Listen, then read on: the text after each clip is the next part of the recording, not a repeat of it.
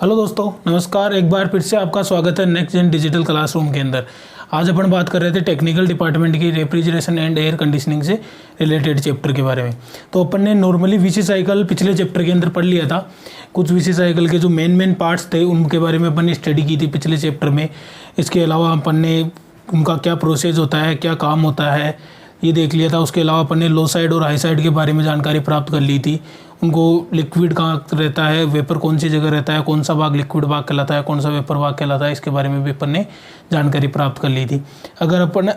आज अपन उसके आगे चलते हैं। कुछ एक्स्ट्रा कंपोनेंट जो वीसी साइकिल के अंदर जोड़ दिए जाते हैं, जो उसकी दक्षता व कार्य क्षमता बढ़ाने के लिए या उसके मेंटेनेंस को सरल बनाने के लिए कुछ एक्स्ट्रा कंपोनेंट्स उसके अंदर जोड़ दिए जाते हैं। तो उनके बारे में आज अपन विस्तार से स्टडी करते हैं कि वो कौन कौन से कंपोनेंट होते हैं और उनके प्रमुख कार्य क्या होता है। तो सबसे पहले चलते हैं दोस्तों अपन कंप्रेसर से।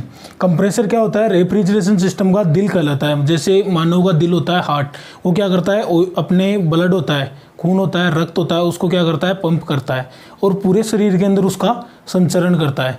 उसी प्रकार से कंप्रेसर भी क्या करता है कि रेफ्रिजरेशन जो अपने सिस्टम होता है, या जो बात करें अपन वीसी साइकिल की, उसको अपन वीसी साइकिल भी बोलते हैं। पिछले चैप्टर में अपन पढ़ा था वीसी साइकिल या वीसीआर साइकिल या वीसीआर सिस्टम भी बोलते हैं। तो वीसी साइकिल के अंदर क्या होता है, आपके जो कंप्रेसर है वो क्या करता है दोस्तों, इसको हार्ट की तरह काम करता है। इस सिस्टम के अंदर जो कंप्रेसर होता है वो एक तरीके से हार्ट की तरह, मतलब दिल की तरह कार्य करता है। इसलिए काफ़ी बार इस प्रकार से क्वेश्चन भी पूछा गया है कि रेफ्रिजरेशन सिस्टम का हार्ट या दिल किसे कहते हैं। तो उसके अंदर ऑप्शन जैसे कंप्रेसर, कंडेंसर, एक्सपेंशन वाल या इवेपोरेटर, 4 ऑप्शन दे दिया। तो उसमें राइट ऑप्शन रहता है आपका हमेशा कंप्रेसर। या आपके काफ़ी बार कंपटीशन के अंदर, जैसे दिल्ली मेट्रो हो गया या इसरो वगैरह या ITI के एग्जाम, इनके अंदर भी काफ़ी बार ये क्वेश्चन पूछा गया है। इसके बाद में क्या होता है, कंप्रेसर अपन ने पिछले चैप्टर में पढ़ा था। तो कंप्रेसर क्या करता है, रेफ्रिजरेंट जो आपकी गैस होती है उसको पंप करने का या कंप्रेस्ड करने का कार्य करता है। कंप्रेसर क्या करता है, उसको गैस होती है उसको कंप्रेस्ड करने का कार्य करता है। जो आपके इवेपोरेटर से गैस आती है या रेफ्रिजरेंट आता है उसको हाई प्रेशर व हाई टेम्परेचर के अंदर कन्वर्ट करता है। हाई टेम्परेचर व हाई प्रेशर में कन्वर्ट करने के बाद में उसको डिस्चार्ज लाइन के द्वारा, ये होती है आपके डिस्चार्ज लाइन के द्वारा भेजता है आपके ऑयल सेपरेटर के अंदर।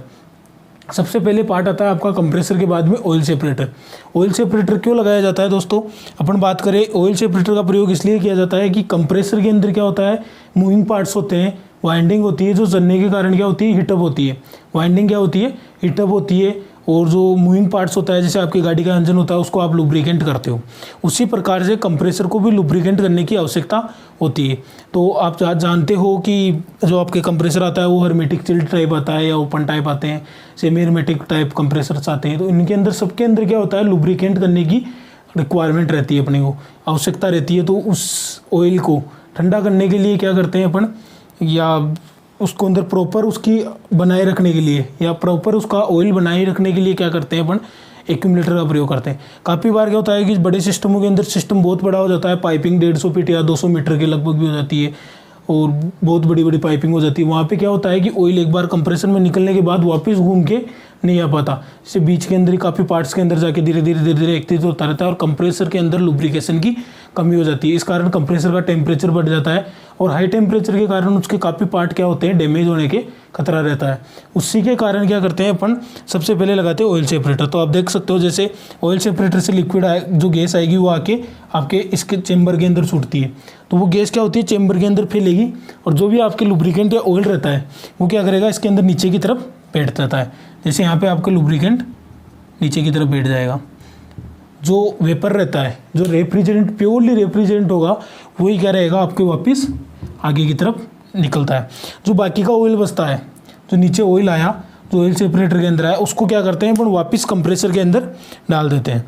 यहाँ से ऑयल सेपरेटर के द्वारा जो ऑयल आता है उसको एक बाईपास लाइन के द्वारा वापस कंप्रेसर में छोड़ दिया जाता है। उसके बाद में जो गैस निकली उसको क्या भेजते हैं अपन, कंडेंसर के अंदर। अब कंडेंसर के अंदर क्या होता है, जो रेफ्रिजरेंट होता है, ऑयल अपन ने ऑयल सेपरेटर के अंदर अलग कर लिया, उसके बाद में जाता है वो कंडेंसर के अंदर। इसके अंदर ऑयल की मात्रा नहीं होती है, और होती है वो भी बहुत ही कम, नगण्य मात्रा में ऑयल रहता है। तो जैसे आपके ऑयल क्या, जो रेफ्रिजरेंट होती है वो कंडेंसर में जाती है। कंडेंसर के अंदर क्या होती है, नॉर्मली कंडेंसेशन की क्रिया होती है। कंडेंसेशन की क्रिया क्या होता है कि एक स्टैंडर्ड टेम्परेचर के ऊपर उसकी जो हीट थी उसको रिजेक्ट किया जाता है। कंप्रेसर क्या करता है कि जो रेफ्रिजरेंट होता है उसका टेम्परेचर एटमॉस्फेयर टेम्परेचर से अधिक करता है, जो नॉर्मली आपके वातावरण का टेम्परेचर होता है।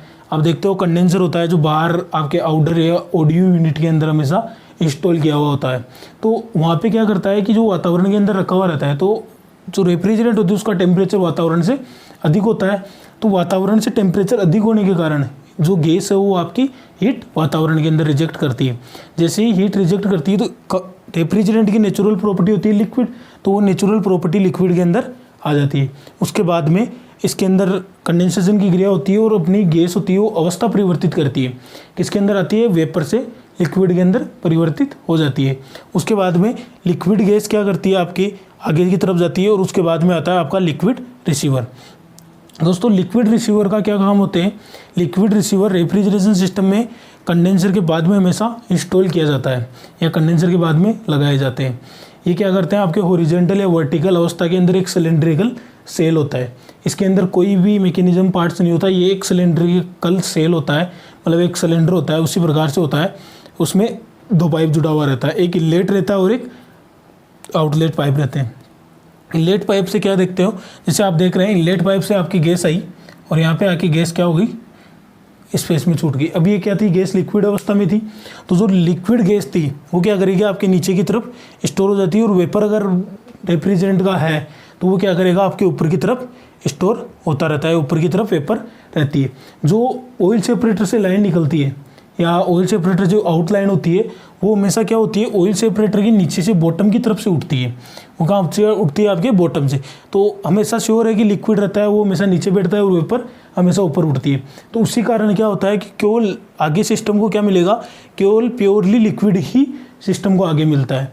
ऑयल सेपरेटर का क्या काम होता है दोस्तों, ऑयल सेपरेटर का काम होता है, बेस्ट काम होता है कि जो रेफ्रिजरेशन सिस्टम होता है या VCR साइकिल होती है उसके अंदर केवल प्योरली लिक्विड भेजने का काम करता है। सेकंड काम क्या होता है दोस्तों, काफ़ी बार रेफ्रिजरेशन सिस्टम का मेंटेनेंस करना पड़ता है अपने को, या उसको पंप डाउन करना पड़ता है। पंप डाउन मतलब दूसरी जगह स्टोर करना होता है, इंस्टॉल करना होता है, या मेंटेनेंस के पर्पज़ से अपने को उसको कुछ करना पड़ता है। सपोज डेट आपने कंडेंसर चेंज किया, ऑयल सेपरेटर या ड्रायर वगैरह कुछ चौक हो गया, ड्रायर चौक हो गया, उसको आपको इंस्टॉल करना है या दोबारा नया लगाना है। तो उस कंडीशन के अंदर क्या करते हैं अपन, इसके ऊपर दोनों तरफ क्या होते हैं, HSP लगे हुए रहते हैं, दोनों तरफ होते हैं HSP होता है, हैंड शट ऑफ वाल्व, या हाथ के द्वारा ऑपरेट करने वाले वाल्व लगे हुए रहते हैं, जिसको अपन वाल्व के द्वारा ऑपरेट करके बंद करते हैं। तो जैसे आपने यहाँ से HSP को बंद किया तो कंप्रेसर क्या करेगा, पूरे सिस्टम की गैस को कंप्रेस्ड करके लिक्विड रिसीवर के अंदर एकत्रित कर देता है। उसके बाद में आप यहाँ का HSP जो इनलेट HSP है उसको बंद कर दो, और उसके बाद में जो भी कंपोनेंट्स है उसको आपको मेंटेनेंस करना है तो पूरा मेंटेनेंस आप इसका कर सकते हो। इससे क्या होता है कि बड़े सिस्टमों के अंदर बहुत ज़्यादा क्वांटिटी के अंदर गैस या रेफ्रिजरेंट चार्ज होती है। अगर आप छोटे छोटे मेंटेनेंस के लिए इसकी पूरी गैस को वातावरण के अंदर छोड़ोगे तो वो आपके लिए बहुत ही कॉस्टली पड़ जाएगी, ग्राहक के लिए भी और वातावरण को भी वो नुकसानदायक पहुंचाती है। दोस्तों कुछ ना कुछ कंपनीज बोलती है कि हमेशा गैस होती है वो वातावरण के लिए फ्रेंडली गैसेज होती है, लेकिन वो कुछ ना कुछ पर्यावरण को नुकसान पहुंचाती है, आपके ODP को नुकसान पहुंचाती है, या WBT को जो होता है आपको ग्लोबल वार्मिंग पॉइंट उसको भी नुकसान पहुंचाती है। तो उन सब से बचने के लिए क्या करते हैं अपन ने, सिस्टम के अंदर एक ऑयल से जो लिक्विड रिसीवर होता है उसको इंस्टॉल करते हैं। ये क्या करता है, कभी भी आपको सपोज दैट जैसे ड्रायर चेंज करना है तो यहाँ से आपने इसको पंप डाउन किया सिस्टम को, ड्रायर चेंज करने के बाद में आप पूरे सिस्टम को दोबारा से वैक्यूम करते हो, वैक्यूम करने के बाद इसको वापस स्टार्ट करते हो, तो कुछ मात्रा में ही आपको गैस डालने की आवश्यकता पड़ती है, बाकी गैस रहती है वो आपके इसमें स्टोर रहती है। उसके बाद में आता है आपके लिक्विड गिलास या आई गिलास के नाम से जानते हैं, लिक्विड इंडिकेटर आई गिलास। ये क्या करता है दोस्तों, नॉर्मली लिक्विड रिसीवर के बाद में लगाया जाता है। इसके अंदर क्या होता है कि आपको लिक्विड जो रेफ्रिजरेंट का लिक्विड होता है वो हमेशा बहती हुई स्थिति में दिखाई देता है। इसका काम क्या होता है, ये आपके एक तो सिस्टम को चालू कंडीशन के अंदर दिखाता है, दूसरी बात ये लिक्विड के फ्लो को दर्शाता है। आप इसके अंदर देख सकते हो लिक्विड का फ्लो आपको बहता हुआ पानी की तरह फ्लो दिखाई देता है, तो इससे आपको अनुमान लग जाएगा। दूसरी बात, अगर सिस्टम में आपके गैस कम है तो उसका भी आपको लिक्विड गिलास से पता लगता है। नॉर्मली क्या होता है कि सिस्टम के अंदर जब गैस कंटिन्यू चलती रहती है तो आई गिलास होता है वो बिल्कुल क्लियर चलना चाहिए। आई गिलास क्लियर चलने का मतलब लिक्विड का कुछ भी गैसेज वगैरह या बुलबुले वगैरह टाइप में कुछ भी नहीं होनी चाहिए आई गिलास के अंदर, क्योंकि आपके लिक्विड रिसीवर से प्योरली लिक्विड ही आगे जा रहा है। इस कारण से वहाँ पे आपको केवल प्योरली लिक्विड ही, मतलब क्लियर एक तरीके से दिखाई, लिक्विड का फ्लो होता है वो अपने को नॉर्मली एहसास होना चाहिए। वैसे बुलबुले टाइप में या खाली गिलास ऐसे नहीं चलना चाहिए, बिल्कुल भरा हुआ अवस्था के अंदर हमेशा लिक्विड गिलास से फ्लो होना चाहिए। जिस सिस्टम के अंदर लिक्विड गिलास प्रॉपर भरा हुआ चलता है उस सिस्टम के अंदर रेफ्रिजरेंट की मात्रा प्रॉपर रहती है। और इसके अलावा क्या काम है, काफ़ी बार क्या होता है कि रेफ्रिजरेंट के अंदर जो गैसेज है उसको रासायनिक क्रियाएं करके या कुछ केमिकल या कुछ जैसे क्रियाएं करके क्या हो जाती है, ख़त्म हो जाती है। तो उस कंडीशन में क्या होती है, गैस की जो कलर होता है वो आपके चेंज हो जाता है, तो वो भी आपको क्या है लिक्विड या आई गिलास के द्वारा दिखाई दे जाता है। उसके बाद में आप बात करते हैं ड्रायर की। ड्रायर क्या करता है कि काफ़ी बार सिस्टम के अंदर नमी की मात्रा आ जाती है, नमी मतलब जो मॉइस्चर की बूंदे है, पानी की बूंदे वो आ जाती है, तो वो आगे जाके क्या कर सकती है, आपके एक्सपांसन वाल होता है उसके मुंह को चोक कर सकती है। तो इससे बचने के लिए क्या करते हैं, एक्सपांसन वाल से जस्ट पहले अपन ड्रायर का प्रयोग करते हैं। इसके अंदर क्या होते हैं कि वो मटेरियल भरा जाता है जो नमी को सोखता है, डिहाइड्रेट भी बोलते हैं इसको। जो मटेरियल ड्रायर के अंदर भरा जाता है जो क्या करता है, आपके नमी को सोखता है। जैसे सिलिका जेल, सिलिका जेल क्या होता है, आपके नमी को, ये जो पानी की बूंदे होती है उसको सोखने का काम करती है। तो ड्रायर के अंदर आप सिलिका जेल भर सकते हो, या वो कैल्शियम क्लोराइड या कैल्शियम सल्फोड और भी काफ़ी प्रोडक्ट होते हैं जो आपके नमी को सोखते हैं, उन सभी को क्या करा जाता है, ड्रायर के अंदर भरा जाता है। उसके बाद अंदर क्या करता है ड्रायर, एक तो रेफ्रिजरेंट को प्योर करता है, मतलब छानने का काम भी करता है। अगर डस्ट पार्टिकल जैसे कंप्रेसर का मूविंग पार्ट होते हैं वो घिसते हैं तो उसके अंदर जो काफ़ी पार्टिकल्स है वो गैस के साथ मिक्स होकर आगे चले जाते हैं, या और कोई डस्ट पार्टिकल्स हो सकता है, उनको सबको क्या करता है, ये गैस से अलग करने का काम करता है। उसके बाद में ये प्योरली गैस को छानने के बाद में आपके एक्सपांसन वाल में भेजता है। एक्सपांसन वाल क्या करता है, गैस का एक्सपांड करता है। गैस को क्या करता है, आपके एक्सपांसन वाल नॉर्मली एक्सपांड करता है। जैसे एक्सपांसन वाल क्या करेगा, गैस को एक्सपांड करेगा, फैलाएगा, तो उसका क्या होता है, टेम्परेचर और प्रेशर दोनों कम हो जाते हैं। गैस का क्या होता है दोस्तों, जैसे आपके एक्सपांसन वाल करता है तो एक्सपांसन वाल क्या करेगा, एक छोटे से छिद्र से उसको एक्सपांड करता है। इसके बारे में अपन ने पहले पिछले चैप्टर के अंदर भी पढ़ लिया था। तो एक्सपांसन के बाद में क्या आता है आपका प्लेस गैस चेम्बर। उसके बाद में क्या आता है दोस्तों, प्लेस गैस चेम्बर। इसके अंदर क्या होता है कि एक्सपांसन वाल के द्वारा, एक्सपांसन वाल के एक्सपांडन के द्वारा कुछ क्षणिक ऑपरेशन के कारण जो गैसेज उत्पन्न हो जाती है वो क्या करती है, आपके इवेपोरेटर के अंदर जाके कूलिंग इफेक्ट को कम करने का काम करती है। जो गैस आपके इवेपोरेटर के कारण एक्सपेंशन वाल में बन जाती है, लिक्विड रिसीवर से प्रॉपर गैसेज नहीं मिल पाती है, तो वो गैसेज क्या होती है, आपके एक्सपेंशन वाल के अंदर एक्सपांड होती है, वेपर के अंदर कन्वर्ट हो जाती है। तो वो गैसेज क्या करती है, आपके प्लेस गैस चेम्बर के अंदर अलग हो जाती है। उन गैसेज को क्या करते हैं अपन वापस, जैसे सपोज दैट अपन बात करें, प्लेस गैस चेम्बर से एक लाइन उठाते हैं, जो क्या करते हैं यहाँ से, जैसे अपन इसको दर्शाते हैं, तो यहाँ से लाके आप इसको जैसे वापस सक्शन लाइन के अंदर जोड़ सकते हो, या यहाँ ऑयल सेपरेटर से, इसे एक्यूमुलेटर से पहले, एक्यूमुलेटर के बाद में इसको इंस्टॉल कर सकते हो। तो ये लाइन क्या है, आपके प्लेस गैस चेम्बर से उठा सकते हो। जैसे प्लेस गैस चेम्बर के अंदर जो गैस बनती है, एक्सपांसन वाल के क्षणिक इवेपोरेशन के कारण जो वाष्प बनती है, वेपर बनती है, उसको क्या करता है कि प्लेस गैस चेम्बर अलग करता है और वापस सक्शन लाइन के अंदर भेज देता है, क्योंकि उन गैसों के कारण या उन वाष्प अवस्था के अंदर जो गैस होती है उनके कारण इवेपोरेटर की दक्षता प्रभावित होती है। इसके लिए इवेपोरेटर के अंदर या कूलिंग इफेक्ट प्रॉपर दक्षता प्राप्त करने के लिए, 100% कूलिंग इफेक्ट प्राप्त करने के लिए अपन क्या करते हैं, प्लेस गैस चेम्बर इंस्टॉल करते हैं। उसके बाद में आता है आपके इवेपोरेटर। इवेपोरेटर क्या होता है, कूलिंग कोयल भी होती है, इसको वहाँ इंस्टॉल किया जाता है जहाँ अपने को कूलिंग करनी होती है, जहाँ अपने को कूलिंग इफेक्ट लेना होता है, या कूलिंग चेम्बर के अंदर क्या होता है, इवेपोरेटर कोइल्स इंस्टॉल की जाती है। इसके अंदर क्या होता है, लिक्विड रेफ्रिजरेंट आता है और वो इवेपोरेट होता है। इवेपोरेट होता है तो वो क्या करता है, अपने आसपास की हीट लेता है, जहाँ से वो हीट लेता है वहाँ का टेम्परेचर नॉर्मली कम हो जाता है, तो इसको वहाँ इंस्टॉल किया जाता है जहाँ का टेम्परेचर कम करना है। इसके बाद में क्या होती है, रेफ्रिजरेंट इवेपोरेटर के अंदर बॉयल होती है और इसकी अवस्था परिवर्तित हो जाती है। अवस्था परिवर्तित होकर किस में कन्वर्ट हो जाता है, ये वेपर के अंदर कन्वर्ट हो जाता है। उसके बाद में जो वेपर बचती है वो क्या करती है, आपके सक्शन एक्यूमुलेटर के अंदर आती है। सक्शन एक्यूमुलेटर के अंदर क्या होता है, जैसे दोस्तों अपन ने पहले ही पढ़ा था कि कंप्रेसर के अंदर क्या करते हैं, अपन प्योरली वेपर भेजते हैं।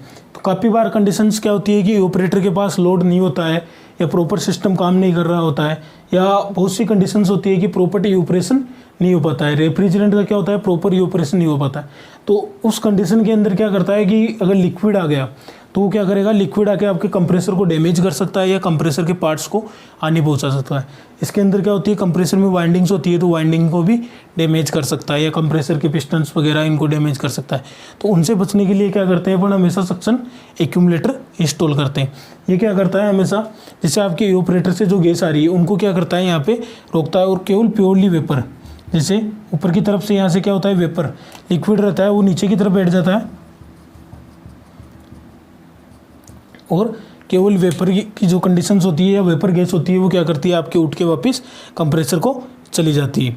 इसके बाद में जो यहाँ पे एक्यूमुलेटर के अंदर जो लिक्विड बचता है, जैसे आपके सिस्टम बंद होता है या कंप्रेसर ऑपरेटर के ऊपर लोड बढ़ता है, जब गैस आपके हाई मतलब बहुत ज़्यादा गर्म होकर आती है, उस कंडीशन के अंदर जो गैस एक्यूमुलेटर के अंदर लिक्विड अवस्था में रहती है वो वापस यहाँ पे ऑपरेट होके कंप्रेसर के लिए चली जाती है। इसी प्रकार से ये साइकिल आपकी कंटिन्यू चलती रहती है और जो रेफ्रिजरेंट्स है वो आपके पूरे सिस्टम के अंदर घूमती रहती है। तो दोस्तों आज अपन ने पढ़ा रेफ्रिजरेशन एंड एयर कंडीशनिंग के अंदर VCR सिस्टम या VC साइकिल से रिलेटेड जो भी आपके पार्ट्स है वो अपन ने इसके अंदर पढ़ लिया। अपन ने इस साइकिल को बहुत ही सरल कर लिया ताकि आपके ईजिली ये समझ में आए। धन्यवाद दोस्तों, वीडियो कैसे लगा कमेंट बॉक्स के अंदर बताना। धन्यवाद।